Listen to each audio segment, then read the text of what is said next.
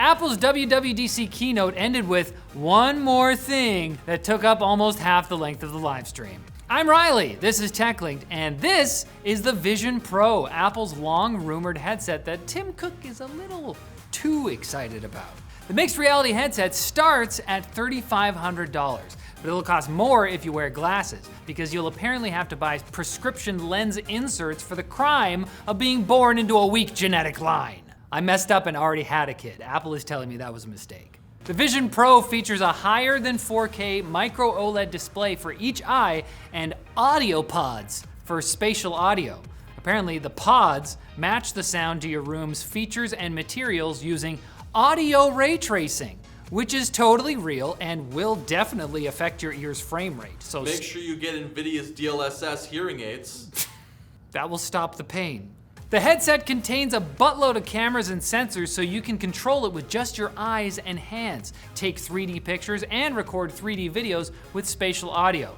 Now the only thing stopping you from making the immersive sex tape of your dreams is convincing a human being to sleep with you while you're wearing what looks like a pair of, albeit very nice, ski goggles. If you'd rather not be reminded that you probably look like a dork, environments will allow you to block out the outside world while still allowing you to see people when they get close to you. Which is never. I'm so alone. To see whether this is really happening. Are you doing this? That's why you never let people get close to you. And those people will be able to see your eyes projected onto the exterior screen, which I can imagine will both help and hamper social interactions. Like, your eyes are gonna be this removed from your face. The device is kept secure with Optic ID, which recognizes your iris, so no one can see all the videos of you failing to convince people to sleep with you while you wear your Vision Pro. It's hard enough as is. Hey, I have a proposition for you. Apple also made some major Mac announcements today, including a brand new 15-inch MacBook Air. Apparently it's the world's best 15-inch laptop, and I believe that because a man apparently named John Turnus said it twice in 3 minutes. He's no Craig Federighi, but he's doing his best. That's what matters. I'm cheering for the turn. To be fair, it'll have the power of an M2 chip, 2 extra inches of screen real estate, and yet, according to Apple, will still achieve up to 18 hours of battery life. This is a feat a Windows laptop hasn't achieved since that time hell froze over. Because it's never happened. Apple is also refreshing their Mac Studio lineup with their brand new M2 Ultra chip they developed without any CIA brainwashing at all. Some LSD though. Probably because it's just 2 M2 Max chips smushed together. And you're not gonna believe this, but Apple says the Ultra is twice as fast as the Max. All for a low price of $4,000. If you want it in the Mac Studio, that is. But why buy that when you can buy the new Mac Pro with the same chip, but more Thunderbolt ports and 6 PCIe Gen 4 slots in the same Swiss cheese chassis you know and love? According to the presentation, if you put 6 video I/O cards in the Mac Pro, you can ingest 24 4K camera feeds and encode them to ProRes in real time. Why would you do that? You better think of a reason quick, otherwise you're gonna look very foolish for spending at least $7,000 on a new Mac Pro. You don't even work with video. You're an air conditioning technician. What were you thinking? HVACs don't need Macs! And Apple also announced major updates to all their OSs. iOS 17 will let you customize a contact poster that other iPhone users will see when you call them, opening up a prime new avenue for trolling. Apple introduced live voicemail, which is basically Pixel phone's call screening, but better because you get to keep the voicemail after. Great for spam message collectors. Also, Apple is putting transformer language models into their autocorrect and dictation features to make their results more accurate and personalized to you. We put LLMs in your keyboard. I'm sure this will go fine. For iPadOS, Apple decided to skip over how Craig Federighi can somehow apparently harness the Force so they could focus on what we really care about, widgets. And when Craig was done talking about widgets on iPad, he came back to introduce macOS Sonoma so he could finally dive deep into what users really want to see, widgets, including widgets for Apollo for Reddit, which will be great to use until the Reddit API costs shut the app down. Too soon. The biggest announcement, however, was that Apple remembered about video games. Sonoma has a new game mode that prioritizes game performance like Windows does, but sleeker, More brushed aluminum. It's just better in some way. They even brought Hideo Kojima on to announce Death Stranding for Mac and got him to encourage other developers to also bring their games to the Mac, presumably using Apple's new game porting toolkit that will make porting easier. It's happening.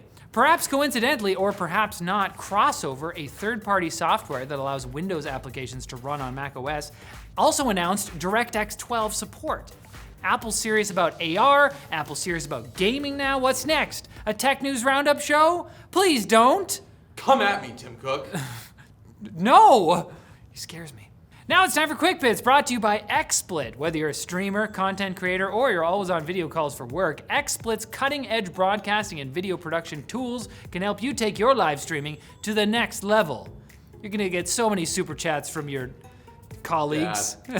Your dad. XSplit offers a range of products like Broadcaster and VCam. Broadcaster allows users to capture, produce, and stream high-quality video content to popular platforms such as Twitch and YouTube, while VCam allows users to remove, replace, or blur their webcam background during a video call, live stream, or recording to create a more professional-looking and distraction-free video. We could use some of that. Check out XSplit today at lmg.gg/XSplit and use code Linus for 69% off your first purchase or subscription. Nice, is that real? Amazing. Confession time, everybody.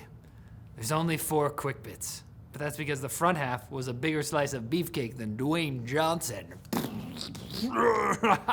He's... What was that, Riley? He's in the Fast movies. Is that Dwayne Johnson? I'm The Rock. That was Hobbs? I haven't seen any of those. Microsoft has revealed it is ending support for Cortana on Windows 10 and 11 later this year. This comes merely a week after the announcement of Windows Copilot, their new AI assistant powered by ChatGPT, who's frankly hotter. For some reason though, Cortana will still be available in the Outlook and Teams mobile apps as punishment.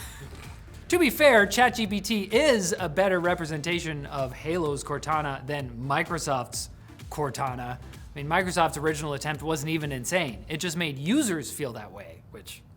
An insider at Google has leaked what they claim are the specs for Google's upcoming Tensor G3 chip inside the upcoming Pixel 8 and 8 Pro. Why? Maybe they live for the thrill of such things. They didn't explain that to Android Authority, but they did say the G3 would have an elusive 9-core configuration. 4 little Cortex A510s, 4 mid-size Cortex A715s, and a single Cortex X3 to bring the number of cores to an odd number. It feels so wrong. And maybe there's something to that, because apparently it doesn't even match the performance of last year's Snapdragon 8 Plus Gen 1 on Geekbench. Nona Core? That's not a word. I don't know Nakor. Binance, the world's largest cryptocurrency exchange, and its founder, Changpeng Zhao, are being sued by the SEC over allegedly mishandling funds. Why does that sound so familiar? Anyway, the commission levied 13 charges against the firm, including commingling and diverting customer assets to an entity called Sigma Chain that is owned by Zhao. Sounds like bad news for Binance. Sorry. That was a Freudian slip. And several organizations have been affected by a mass hack, with the personal data of employees from BBC, British Airways, and others being stolen due to a hack of their payroll services provider. But that hack itself is a symptom of a vulnerability in the widely used MoveIt file transfer tool. The government of the Canadian province of Nova Scotia, that's its full title, was also hacked, potentially compromising the personal information of citizens. Nova Scotians should take solace in being able to buy a home for less than $1 million. You think you have it bad? And you should take solace knowing we'll be back on Wednesday with more tech news. Everything's gonna be fine. Just hold on till there's more tech news. That's what it's all about.